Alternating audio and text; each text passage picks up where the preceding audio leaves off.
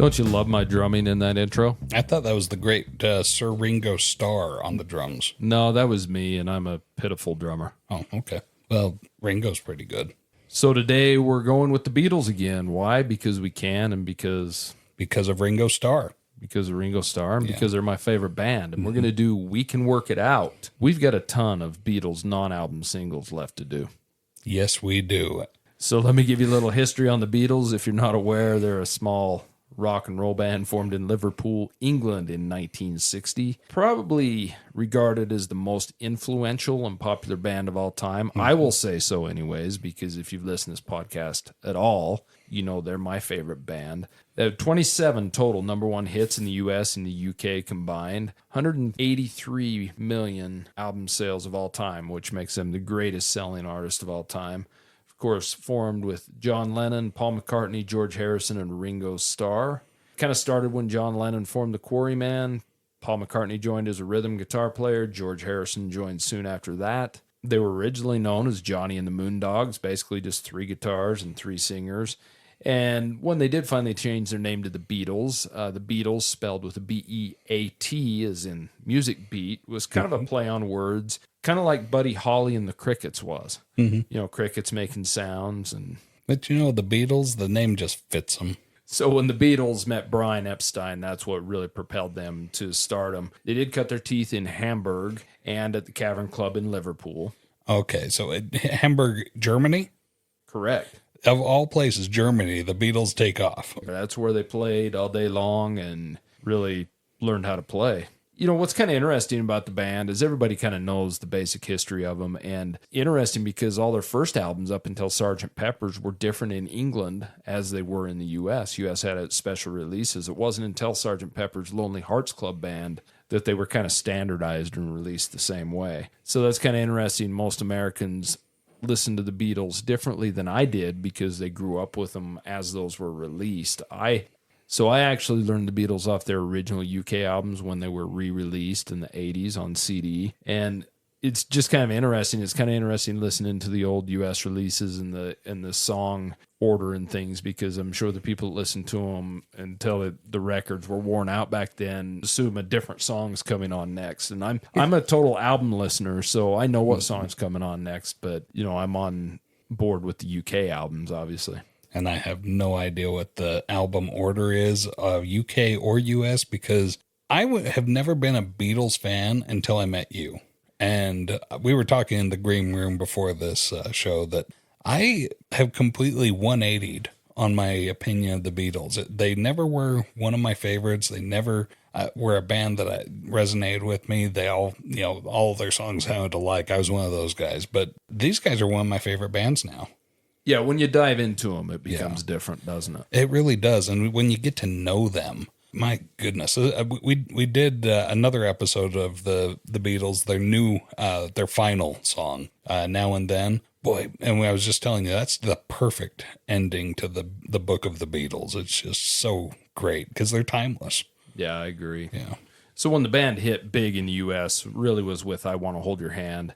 In December of 1963, it hit number 1 by mid-January. And in February, they showed up to the United States to screaming fans, which basically kicked off Beatlemania. You know, and then the Ed Sullivan Show, 73 million viewers, which was a third of the population at the time, which was crazy. Yeah, try to do that again with anything. Yeah, exactly. All the Beatles movies, from Hard Day's Night to Help to Let It Be, which was just re-released, which is a good watch as well if you have time. And of course, up to their last concert in Candlestick Park, August of 66, when they pretty much went into the studio full time, you know, starting with Sgt. Pepper, Magical Mystery Tour, the White Album, Let It Be, and Abbey Road. And of course, you can't talk about any of their music without talking about the producer, George Martin, which not only was he a producer, but he helped them with a lot of things, played on a lot of the songs, and was a big contributor behind all that. They released 13 studio albums in 7 years, which is unheard of nowadays. I mean, if any artist releases 2 albums in 7 years, it's quite a bit nowadays. So we got a lot packed in a short time, and it's amazing to look at the Beatles the way from when they were first hitting the scene to when they left is the evolution of the music and everything that had changed. But Lennon and McCartney, obviously, probably the best writing duo of all time in any music. And Harrison isn't too bad himself. There's been several movies, documentaries. I mean, there's more information on the Beatles than any other band out there. And maybe that's why, I mean, the music's why I love them, but there is a lot of information on them. And I dig into a lot of it. Objectively speaking, even when I wasn't a fan of the Beatles, I had to admit, and I think anybody who's not a fan of the Beatles has to admit, that they are a very influential band. They're very successful. Yeah, and speaking of success, you know, the Beatles, of course, are in the Rock and Roll Hall of Fame.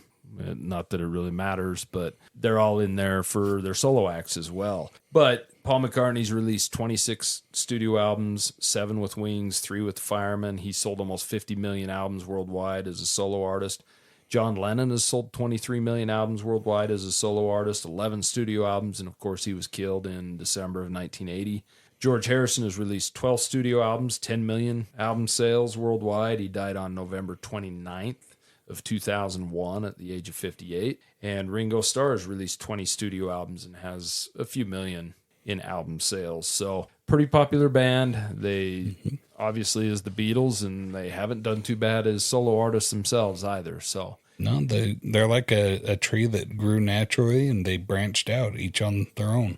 Do you want to get to the song review? Let's do it. And now it's time for the song review. So, of course, today we're doing the Beatles and We Can Work It Out. It is one of their non-album singles. It's written by Lennon and McCartney, but just like all Beatles songs that were by Lennon and McCartney, if Lennon was the main composer or McCartney was, they all took that moniker of Lennon-McCartney. And this song is mostly a McCartney song, and Lennon wrote the bridge section. You know, the part that goes, "Life is very short, but there's no time." That's Lennon's portion to the song. So this was a double A-side single. We Can Work It Out hit number 1 on the charts, and Day Tripper, actually, which was the other side of the single, hit number 5 on the charts. It was recorded during the sessions for the Rubber Soul album, which is one of my favorite albums of theirs. I love the Beatles' early stuff. I love the Beatles' late stuff, but starting on the Rubber Soul album is really where I fell in love with the Beatles. But it can be found on the Past Masters album now, which is basically a collection of all their non-album singles. So if you're a Beatles fan, you've got to have that Past Masters album, or you're missing out on a lot of it. So this was recorded at EMI Studios, obviously now known as Abbey Road Studios, and produced by George Martin. The single was released on December 3rd of 1965 in the UK and December 6th of 1965 in the US. And once again, it reached number 1 in the US, the UK, Canada, and Australia. And it was the Beatles' 9th consecutive number 1 single in the UK. We Can Work It Out is actually the 7th highest selling single of the entire 1960s. Wow. So pretty impressive. The single is certified gold in the U.S., selling over 1 million copies, which isn't too bad for just a single. For sure. And this song is basically about Paul McCartney's then relationship with his girlfriend Jane Asher and some kind of a disagreement they had at the time, you know. So let's throw it down in song because that's what they did. John's counterpoint on this in the bridge section, you know, the life is very short and there's no time for fussing and fighting, my friend. I really think that lends an excellent, it's kind of the, what would you call it? It's kind of the whole message of the song. It is, but the way John's vocal comes in and the harmonies with Paul, and we'll talk about that. I think it's the perfect balance in the song because it's almost like a happy-go-lucky song, but you are talking about strife in a relationship. And he keeps us grounded to earth, right? Yeah, he does. And another thing about this song is this is the very first time that a band had filmed a promotional film for a song, basically a music video, because they were thinking, we don't want to go out and promote this on all the shows around here and go to the radio and do all this. Let's make a film of this and send it out to promote itself. And so some can say that the Beatles may have kind of started MTV. Okay. But I mean, it's an excellent idea. It's an argument to be made. And what's the argument against it? I don't know, because these guys were pioneers in the music industry.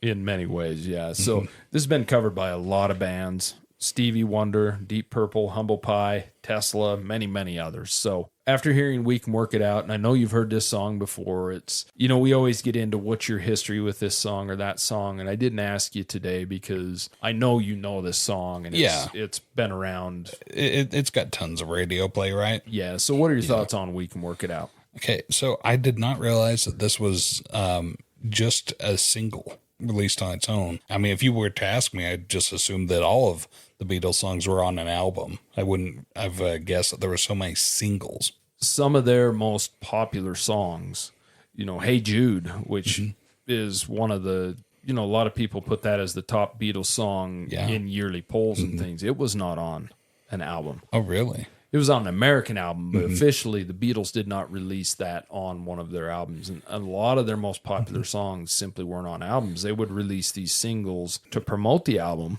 and sell the singles, but then sell the album as well. See, it's little things like that that just constantly surprise me about these guys. Because this is a popular song. I'm sure all of our listeners have heard it. This is the first time I've sat down and really listened to it. It's got a jaunty tune that's fun. It's got this, let's see. So the Beatles, this version, they do a hard open where it goes right into vocals, right into guitar. And it's just kind of like a horse out of the chutes. It's just raring to go. It is a peppy, upbeat song, but you're right. That bridge with John Lennon coming in, it brings you back to earth and grounds you and realizes that no, there's something going on here. It's important to keep that perspective that if that life's too short to get too bent out of shape over disagreements.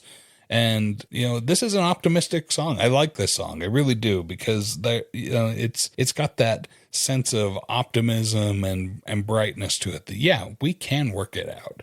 And John Lennon is this perfect balance to remind you that, but things are not okay right now. There is a disagreement going on. This is a difficult thing, but we can work it out. We can get through it. And, we're not going to just throw away this friendship or relationship, our love, our marriage. We're not going to throw away our family over this. I love that. I think that's a beautiful message. And this is a message that I don't really hear in a lot of songs so much anymore, but I love it when I do hear it. So this song just really blew me away. I think that all of the performance is amazing. I have no idea who's on the tambourine, but they just, they padded that tambourine perfectly. And maybe that was George Martin on the tambourine. He sometimes subs in with things like that, but whoever it was perfect. And everything else, I love the guitar, I love the bass. Paul McCartney, I'm a little shocked to find that this is as early as 1965. Looking at it in the context, 1965 is fairly early Beatles, and this is, it makes sense. But his voice in this just sounds so much older than 1965's Paul McCartney to me. I was a little surprised at how early of a song this was compared to what I would have put it. I would have probably put it in the 70s. So around 65, when they started doing Rubber Soul, and this is part of those sessions, is really when McCartney came into his own. I think you go to the previous albums, they were certainly Lennon dominated in writing and in vocals. And you start getting into more McCartney domination here. And I really enjoy that. And Paul McCartney's always had the happy-go-lucky lyrics and music, and John Lennon's always had a little bit of that grounding effect of a tiny bit of sullenness, I guess, in some of his lyrics and on the dark side. And I think that's what made them so great together, is to meld those. What are your thoughts about this song, Justin?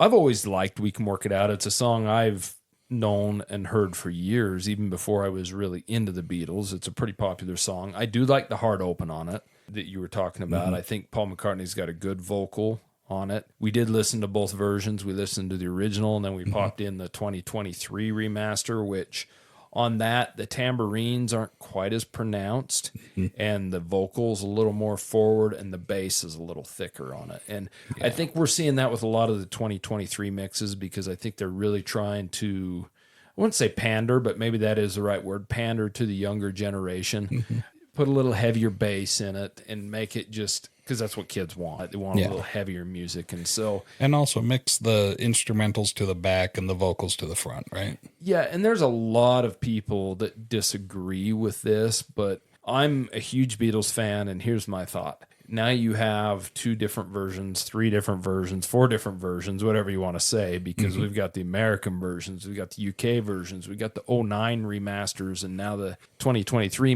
remasters. So I like the fact that we can have them all. And if you don't enjoy the new ones, don't listen to them. Simple as that. But the way I look at it is if it brings in more Beatles fans because it has a thicker bass or a thicker sound, then so be it, because they're the one band that I think needs to continue on. But this song's great. The tambourines in the original are pretty up front, albeit about the only instrument you really hear other than Ringo's drumming. And Ringo's right on time with this thing. And when you get to that bridge with The Life is Very Short that John comes in and Paul's singing with him, those are the perfect harmonies you like to hear from those two. I think it's great. And I think it's a perfect mix from Paul's chorus and verses to that bridge. I think it's great. I think it's a great play off of each other. And this is like a perfect recipe of a Beatles song. It really is. Sure.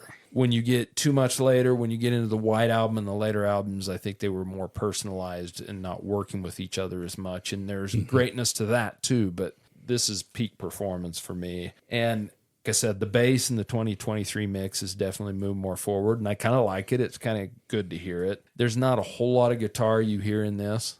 I mean, it's there, but it's not pronounced. But yeah, it's there right from the beginning. You can hear, but it's acoustic. Yeah, it's just a good song. And the Beatles are the one band for me. Obviously, you know, they're my favorite band, but they break the rules of what music I like, because I like heavy guitar-driven music, and although the Beatles have some songs that are guitar-driven, they're certainly not a guitar-driven band. They do kind of break the rules for me on that. And I was telling you earlier, before we started recording, how a lot of 60s music transports me back to the 60s and the time and the feel and all that. Even though I wasn't there, it transports me to there. The Beatles don't for me. Their music seems elevated above that, and it's the Beatles. It's not a time stamp to me. It seems to still evolve into today, and I think maybe that's why I enjoy them so much. But excellent song. Yeah, for sure. This song, it got to me on a philosophical level, because like it got me thinking about how many times we get so wrapped up in our own way of thinking and our own point of view, and we forget to take a look from somebody else's perspective. Sometimes that can kill your relationship. It can kill your marriage. And, you know, so when we've talked about this being about a disagreement between Paul McCartney and Jane Asher, I'm like, you know, that really like hits so close to the heart that just by keeping an open mind. Well, not to put the party or the mood down, but they could not work it out. He didn't end up with Jane Asher, so I just thought I'd let you know that. That's fair. You know, I'm on his side. I think that it's all her fault. Most likely. Yeah. So do you want to get to the song rating? I do. Let's rate it. Song rating. If this is your first time listening, we have a rating scale of 0 to 10. If it's 0, it's absolute garbage. And we haven't had a single 0. Yeah, it's because we picked the songs. That's true. We don't listen to crap. 10 being absolute awesome, and 5 being smack dab in the middle. And with that in mind, I've got another one, Justin. I'm giving this one a 10. This is a masterpiece. I love everything about this song. I love the performance. I love the message. I love the philosophy behind it. The message, it's spot on from A to Z for me. So there we go. Full 10. What do you give it? Well, that's kind of surprising to me. I guess I rate the Beatles songs on a sliding scale. Up until this time, all their songs were pretty simple, quick, put together. But this has the best of everything. The McCartney and the Lennon pieces that they've written together, the harmonies, the excellent message, everything. I rate this song a 9. This is an excellent song. It's hard for me to say it's even one of my favorites, because for me with the Beatles, I go through courses where I love their early stuff. I love their middle stuff. I love their later stuff. But really, I love the Beatles.